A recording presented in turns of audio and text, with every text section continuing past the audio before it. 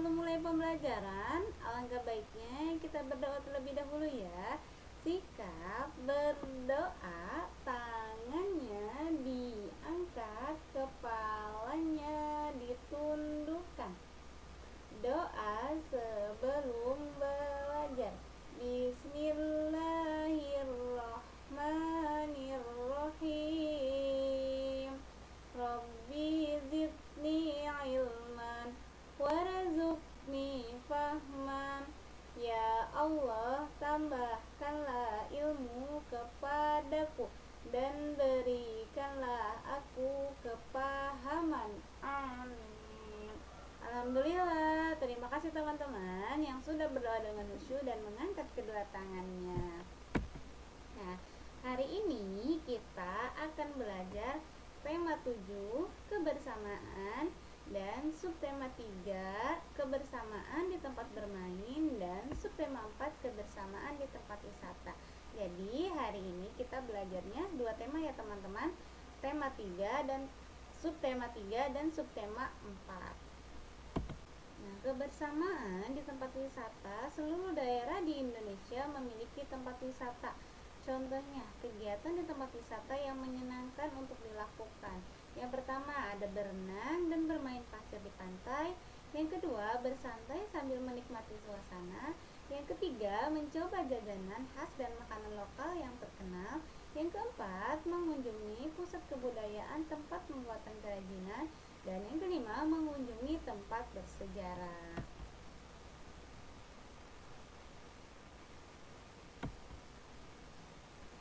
Ada banyak contoh kegiatan menarik yang bisa kita lakukan di tempat wisata. Jenis kegiatan ini tentunya tergantung pada lokasi wisata yang kita datangi ya. Misalnya di wilayah pantai, maka kegiatan yang menarik seperti bermain pasir, berenang di pantai, membakar ikan atau jagung di pinggir pantai, membuat api unggun di malam hari, dan lain sebagainya. Adapun jika liburan di wilayah pegunungan, maka kegiatan yang menarik dilakukan tentu berbeda. Misalnya, naik ke puncak gunung, menunggu matahari terbit dan menikmati keindahan alam di sana, menunggangi kuda, ikut memetik buah-buahan, berkunjung ke perkebunan, dan lain sebagainya. Di sini ada tempat bermain ya. Bermain perlu disediakan tempat bermain yang cukup untuk anak, sehingga anak dapat bergerak dengan bebas. Luas tempat bermain dapat disesuaikan dengan jenis permainan dan jumlah anak yang bermain. Nah, kegiatan bermain dapat memiliki fungsi dan kebermanfaatan bagi perkembangan anak. Hal yang perlu diperhatikan saat bermain yaitu waktu, peralatan, teman bermain, tempat bermain, serta memiliki suatu aturan permainan.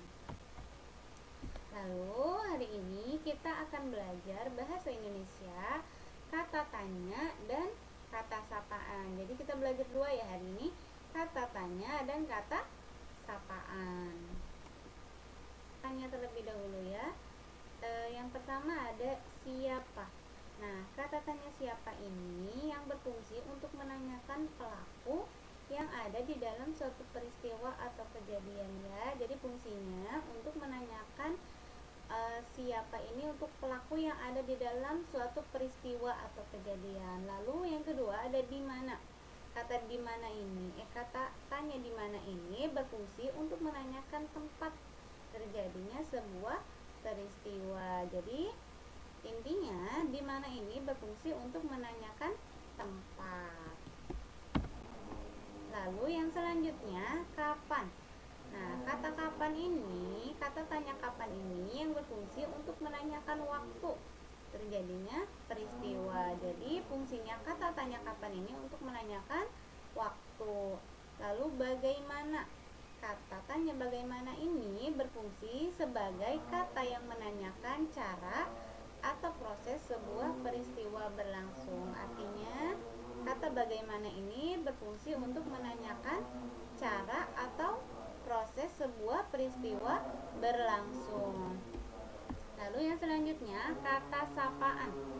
Kata sapaan adalah kata yang digunakan dalam menyapa orang lain ya. Fungsinya ketika teman-teman menyapa orang lain menggunakan kata sapaan ya. Selanjutnya, nah di sini ada jenis dan contoh kata sapaan.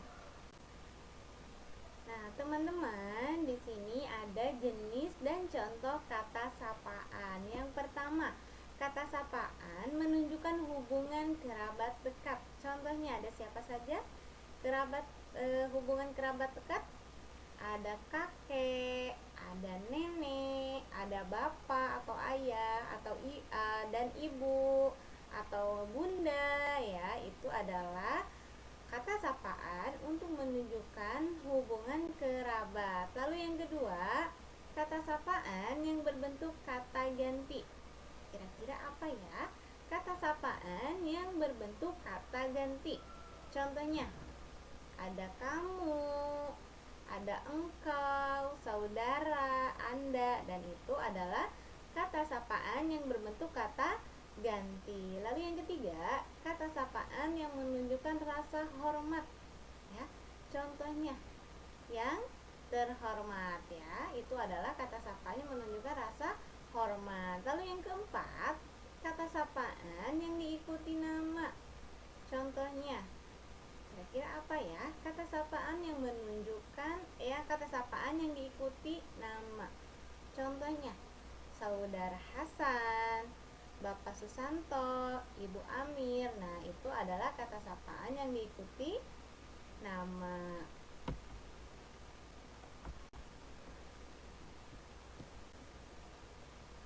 Nah, alhamdulillah teman-teman, tadi kita sudah belajar kata sapaan dan kata tanya. Alhamdulillah pembelajarannya sudah selesai. Sekarang kita lanjut ya. Ustazah izin menjelaskan proyek teman-teman hari ini. Proyeknya yaitu bacalah dongeng yang berjudul Koko si Ikan. Jadi teman-teman baca dongeng yang berjudul Koko si Ikan, dan ini dongengnya ya teman-teman. Nah, setelah itu teman-teman buatlah pertanyaan dengan menggunakan kata siapa, di mana, kapan, dan bagaimana, masing-masing satu pertanyaan. Artinya teman-teman membuat pertanyaan kata siapa, di mana, kapan, dan bagaimana ya. Lalu yang ketiga, tuliskan pertanyaan tersebut di buku tulis bahasa Indonesia ya. Setelah teman-teman baca dongengnya, kemudian teman-teman membuat pertanyaan satu, masing-masing satu, ya kata siapa, di mana, kapan, dan bagaimana ya. Masing-masing satu pertanyaan. Lalu dituliskan di buku tulis bahasa Indonesia. Setelah teman-teman tuntas mengerjakannya, lalu teman-teman difotokan lalu dikirimkan ke Google Classroom. Itu ya proyeknya teman-teman hari ini.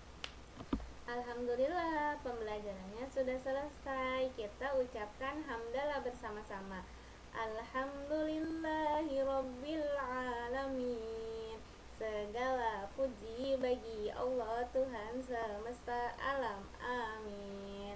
Terima kasih teman-teman atas waktunya. Selamat mengerjakan proyek. Ustazah tunggu ya proyeknya teman-teman. Wassalamualaikum warahmatullahi wabarakatuh.